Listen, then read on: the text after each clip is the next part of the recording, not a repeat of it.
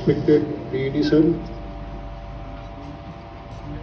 और आज इस प्रोग्राम के मुख्य अतिथि श्री बीएल बैरवा जी, ईडी एमएनसी सर। जैसा कि सभी को विदित है, आज सर इस माह की 30 तारीख को रेलवे सेवा से सेवानिवृत्त हो रहे हैं। और जैसा कि पीपी मीना ने बताया कि ऐसा मुझे लग रहा है कि यार मैं वापस एमएनसी आ गया हूँ, क्योंकि इस पोडियम से और इस बाइक से मैंने काफ़ी लोगों को रिटायर कराया है। मैं अपनी बात इस कक्ष से भी शुरू करना चाहता हूँ कि ये कक्ष कोई साधारण कक्ष नहीं रहा। रिटायरमेंट भी इसी से हुआ। तो ये कक्ष कोई साधारण कक्ष नहीं है। ये कक्ष या इस कॉन्फ्रेंस रूम में जब 97 में भर्ती हुए थे तो एक ये म्यूजियम टाइप था। इसमें कई सैंपल्स रखे रहते थे। केपीएस वर्मा साहब ने इसको मॉडर्नाइज किया और यहाँ इसको एक कॉन्फ्रेंस रूम के रूप में स्थापित किया। और तत्पश्चात इसमें इंटरनेशनल कॉन्फ्रेंसेज हुए हैं, एनडीटी के कोई 2-3 महत्वपूर्ण सेमिनार्स हुए हैं। इवन 2007 में कंपोजिट भी इंटरनेशनल सेमिनार्स हुआ है। तो ये आज ईडी साहब की जो विदाई है, ये भी एक ऐतिहासिक क्षण बनेगा। और ये 4 दीवारी हैं और भी इसकी साक्षी हैं, और यहाँ के उपस्थित लोग भी इतिहास के स्वर्ण पन्नों में लिखे जाएंगे तो ईडी एमएनसी सर की विदाई समारोह में उपस्थित हुए। मैं आगे ये कहूँगा कि हम लोग जोनल रेलवेज में, मैं भी फिलहाल अजमेर में पोस्टेड हूँ। ईडी एमएनसी एक ऐसा पद है जो अपनी एक विशेष पहचान रखता है। ये एक ऐसा पद है जो प्रोडक्शन यूनिट्स में, जोनल रेलवेज में, रेलवे बोर्ड में भी अपना जो हम लोग मेट्रोलॉजिकल टेस्टिंग के संबंध में हो, या वेल्डिंग का कोई जानकारी लेनी हो, या अल्ट्रासोनिक की टेस्टिंग की जानकारी लेना हो, तो इसमें ईडी एमएनसी पद या ईडी एमएनसी की जो भूमिका रहती है महत्वपूर्ण रहती है। तो इस कारण ये ऑल इंडिया लेवल का एक पोस्ट है। ऑल इंडिया लेवल में इसको माना जाता है। इसकी काम की वजह से इसकी महत्वता रहती है। मुझे अभी भी याद है, जब मैं एमआईटी सेक्शन में एआरओ इंचार्ज था तो एक शायद सेल की एक रेल टूट गई थी। तो वहाँ सेल के अधिकारी यहाँ आए थे और उनमें जीएम लेवल के अधिकारी थे, डीजीएम लेवल के अधिकारी थे। तो वो इस बात को दर्शाता है कि ED MNC is a very important post for all India posting, और इसका बहुत ही महत्व है। मैं ईडी सर को भी धन्यवाद देता हूँ कि इस जो एक महत्वता है इसको भी तक हम लोगों ने कायम किया, और आगे भी आने वाले ईडीज भी इसको आगे बढ़ाएंगे। ईडी एमएनसी सर का 6 साल का कार्यकाल यहाँ सफलता से पूर्ण रहा। चुनौतियों को पार करके लक्ष्य को हासिल करने का रहा, नई उम्मीदों का रहा, नई आशाओं का रहा। जो सबसे महत्वपूर्ण है वो ईडी एमएनसी सर का यहाँ जो आपको एक उनकी छत्र छाया में आप जो सेविंग होती है या आपको जो सेफ्टी मिलती है, वो जोनल रेलवेज में शायद नहीं मिलती है। जोनल रेलवेज में चाहे आप डिप्टी सीसीएमटी के पद पर हो, चाहे सीएमटी के पद पर हो, या एसीएमटी के पद पर भी हो, तो आपको अपनी रक्षा अपने आप करनी पड़ती है। लेकिन ये ईडी एमएनसी सर के ही और भी एडिशनल ईडी साहब का भी रहते हैं, या डायरेक्टर साहब का भी सपोर्ट रहता है कि आप उनकी छत्रछाया में रहते हैं तो आपको काफ़ी हेल्प मिलती है, सपोर्ट मिलता है, और आपको काफ़ी अपने काम करने में सरलता रहती है।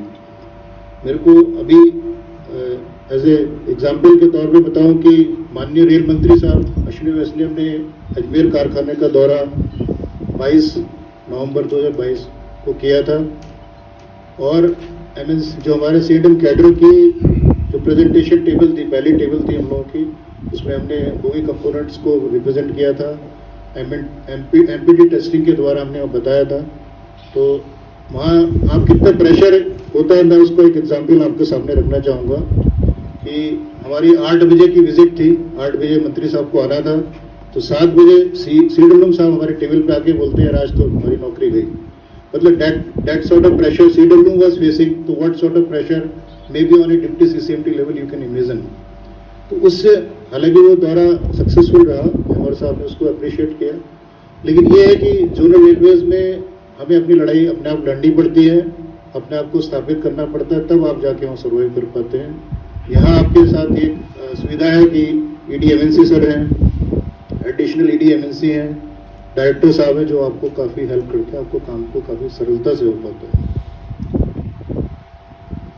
आगे मैं सर की बात करूँ, ये सर जैसा कि डीपी मीना जी ने बताया, उनका टेक्निकल बहुत ही साउंड है, सारी डिटेल्स आपके सामने रखी, तो उसमें कोई दो राय नहीं है, किसी को भी दो राय होनी नहीं चाहिए। और वो ऐसा ऑफिसर है जो अपनी बात को बेबाक रखते हैं। और मुझे याद है एक बार मैं 2007 में आरसीएफ कपूरथला गया था, उस समय शायद सर डिप्टी सीसीएमटी के पद पे थे, तो उनसे मेरी पहली मुलाकात वहीं हुई सर से। तो आई वॉज गोइंग, मैं उसलिए वहाँ गया था, एक आरसीएफ हम लोगों एक कमेटी नॉमिनेट की थी कैरेज डायरेक्टरेट में, एडी कैरेज भी हमारे साथ थे। एक एफआरपी के टॉयलेट्स में काफ़ी ब्रेकेज हुआ था, उसके संबंध में गए थे। सर से मुलाकात हुई, सर ने हालचाल पूछा, उन्हें बताया कि सर वो सीएमटी का सिलेक्शन हो गया है, 2008 में बुलाया, तो उन्होंने बोला सर हमारा नंबर नहीं है। तो सर का डायलॉग मुझे अभी भी याद है, मैं आज दोहराऊंगा ये। तो सर ने कहा ये बताओ मोहम्मद गौरी कितनी बार आया, कितनी बार उसने आक्रमण किया इंडिया में? सर किया हो गया। बोला सही होता कितनी बार आक्रमण किया? बोले 16 बार किया। 16 बार वो हारने के बाद 17 बार जीता था। तुम तो यार अभी बहुत टाइम है तुम्हारे पास। तो सर की बात हमेशा मुझे याद रहती है और अच्छा उससे एक ऊर्जा रहती है कि अभी हमें भी प्रयासरत रहना चाहिए, अपने काम आगे बढ़ाते रहना चाहिए। सर से एक बार और मुलाकात हुई तो सर के चैम्बर में थे, शायद कोई उनके रूम में सीएमएस वगैरह कोई है तो कोई बता रहे थे हमसे गलती होगी, तो सर ने उनको कहा कि ठीक है थोड़ा समझाया डाटा, लेकिन बाद में हमसे कह रहे थे यार देखो गलती करती है और सबसे हमें करना पड़ता है। तो ये एक पक्ष दिखाता है सर का कि एक तो आपकी हिम्मत बढ़ाते हैं आगे से, और एक तरफ से आपको ये भी सपोर्ट रहता है कि हाँ चलो उसने गलती की and that has to be safe to certain extent. तो ये सर की खासियत है, इनकी व्यक्तित्व की खासियत है। सर ने जैसे अभी फेडरल रिस्ट्रक्चरिंग का भी चल रहा है, एक महत्वपूर्ण कार्य है, और मैं ये मानता हूँ कि जोनल रेलवेज में J grade officers, senior scale officers की काफ़ी आवश्यकता रहती है, क्योंकि उधर आप मैकेनिकल ऑफिसर्स के काउंटर्स रहते हैं, तो अगर जे ग्रेड और सीनियर स्केल ऑफिसर्स रहेंगे तो आपका कार्य काफ़ी सरलता से होता है। आगे मैं अपनी बात कहूँ तो कल मैं कानपुर से लखनऊ ट्रेन से आ रहा था। मुझे अपने 2007 का समय याद है जब मैं एमटेक थीसिस के लिए एलसी पकड़कर डीएमएसआरटी कानपुर सैंपल चेक कराने के जाते थे। तो उसके जो सब स्टेशन हैं अजगैन, सोनार और कई स्टेशन मुझे याद आ रहे थे। तो उस समय एक मेहनत करके हमने एमटेक कंप्लीट किया, वो एक बात है। उसी प्रकार ईडी एमएनसी सर ने जब आरसीएफ कपूरथला में तो रिव्यू मीटिंग में जीएम आरसीएफ से अपनी डायरेक्ट बात करके एक जे ग्रेड पोस्ट कराई, और ये शायद मैं बताना चाहूँगा कि आरसीएफ कपूरथला में सिर्फ एक सीनियर स्केल पोस्ट है, लेकिन he is the only officer who has talked directly with GM RCF and seeing his work and all the abilities he have been given as a deputy CCMT post। ये उनकी जो calibre है उनको होता है। साहब को एक गाड़ी भी मिली हुई थी, जीप थी शायद मेरे ख्याल से, तो साहब उसको स्वयं ड्राइव करके ले आते। एक बार हमें भी शायद लैब में ले गए थे। तो वो गाड़ी तो बहुत पुरानी थी, लेकिन साहब का जज्बा बड़ा स्ट्रॉन्ग था। तो कभी कभी तो मुझे हम उसमें बैठते थे तो हमें लगता था कि शायद ये गाड़ी स्टार्ट ही नहीं हुई, लेकिन वो जब चाबी जब साहब उसमें घुमाते थे जज्बे से, तो गाड़ी डर के मारे अपना भी स्टार्ट होकर भाग जाती थी। चंडीगढ़ बहुत आराम था, हमारा चंडीगढ़ आना जाना रहता था, ज़्यादातर चंडीगढ़ और ये एरिया में थे। लगता था कि यार ये एकदम लोहा है, लेकिन वो इतनी सक्सेसफुल गाड़ी थी कभी कभी खड़ी नहीं हुई वो सर आपके जज्बे से डरती थी इसलिए। जसविंदर सिंह करके ड्राइवर था यार, उसका ड्राइवर बहुत अच्छा था, उससे चलती थी। बहुत फैमिली मेंबर। मैं ये इसलिए आपके सामने ये बातें रख रहा हूँ कि साहब को आज भी मैं पटियाला भी पोस्टेड रहा, वहाँ से कई बार आरसीएफ कपूरथला गए, शायद साहब जानते हुए गगनदीप साहब हैं अभी, वो साहब के साथ रहे हैं, एक शेर सिंह स्टोर ऑफिसर रहे हैं। तो अभी भी जाते हैं तो साहब की मेहनत और ईमानदारी भी लगी हुई आरसीएफ कपूरथला में उनको याद किया जाता है। ये बहुत गर्व की बात है हम सब के लिए। और मैंने जैसे साहब से कई बार मुलाकात हुई तो साहब ने कहा यार सीएमटी के लिए तो मेटलर्जी बहुत ज़रूरी है। मैं बी टेक केमिकल हूँ, फिर एम टेक भी हूँ कंपोजिट मटेरियल, लेकिन मेटलर्जी में नहीं था। लेकिन साहब का जो मोहम्मद गौरी वाला फार्मूला था कि भाई वो मैं हमेशा याद करता रहता था, तो उसी से प्रेरित होके मैंने वो इंडियन इंस्टीट्यूट ऑफ मेटल से भी AMI का कोर्स कंप्लीट किया, और उससे ये सरलता मिली, उससे हमें अपने काम में सरलता मिली। पटियाला में हम पोस्टेड रहे, पटियाला में सर निशित नजी साहब भी आए हुए हैं। एक हीट ट्रीटमेंट पूरा शॉप है जहाँ 2 फर्नेसेस हैं, और एक बुल गियर बहुत बड़ा आइटम है।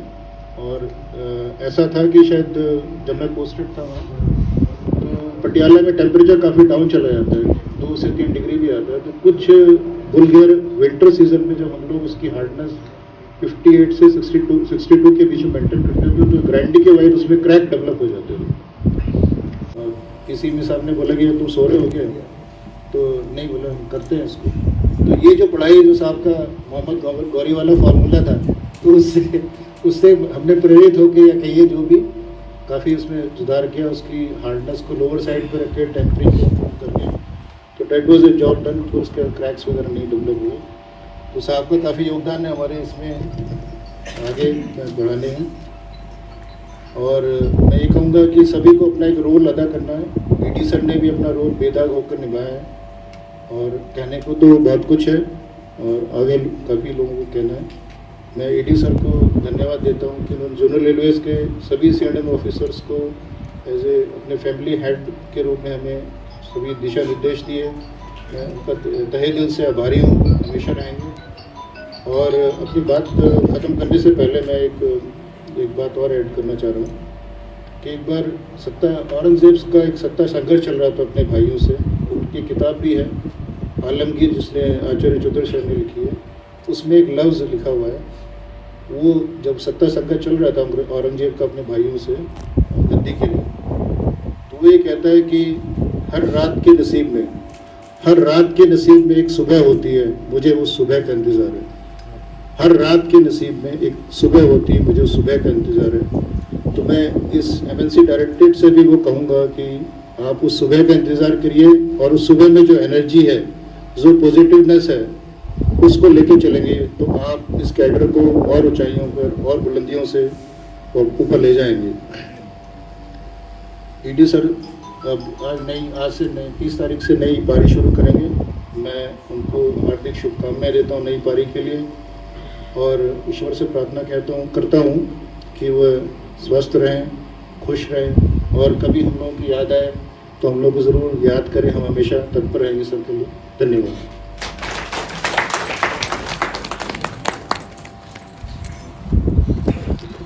Thank you sir.